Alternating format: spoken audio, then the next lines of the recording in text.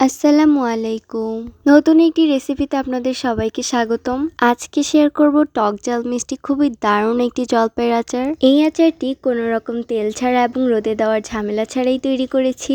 আর আচারটি খুবই কম সময়ে তৈরি করা যায়। আশা করছি আমার আজকের রেসিপি আপনাদের ভালো লাগবে। তো চলুন এবার রেসিপিটি দেখে আসি।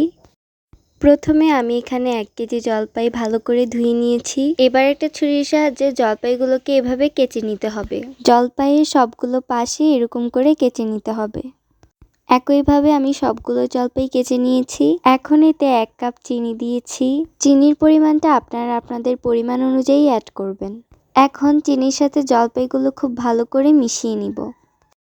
সবকিছু ভালো করে মিশিয়ে নেওয়ার পর এবার জলপাইগুলোকে রেস্টে রেখে দিব 30 মিনিটের জন্য। 30 মিনিট পর কিন্তু চিনিগুলো একদম গলে যাবে।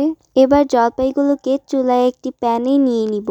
এখন এতে দিয়ে দিব 1/2 চামচ হলুদের গুঁড়ো, 1 চামচ মরিচের গুঁড়ো আর স্বাদ অনুযায়ী লবণ আর সামান্য এলাচের গুঁড়ো।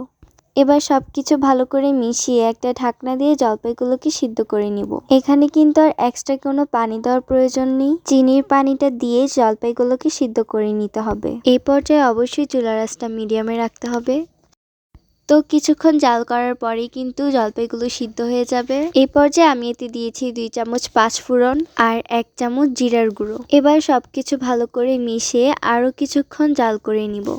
এই পর্যায়ে আমি এতে দিয়েছি 1 চামচ শুকনো মরিচের গুঁড়ো। এখন সবকিছু খুব ভালো করে মিশিয়ে নিব।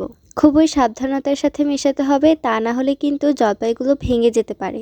এই পর্যায়ে আমি চুলা থেকে নামিয়ে একটি বাটিতে সার্ভ করে নিব। তো হয়ে গেল আমাদের জুসি এবং লোভনীয় এই জলপাইয়ের আচারটি। আচারটি তৈরি করা কিন্তু খুবই সহজ, চাইলে যে কেউই তৈরি করতে পারবেন। আশা করি এই রেসিপিটি ভালো লেগেছে। ভালো লাগলে অবশ্যই আমাদের ইউটিউব চ্যানেলটি সাবস্ক্রাইব করে দিবেন, সাথে ফেসবুক পেজটি ফলো করে আমাদের পাশে থাকবেন। আজকে এখানেই বিদায় নিচ্ছি। সবাই ভালো থাকবেন। আল্লাহ হাফেজ।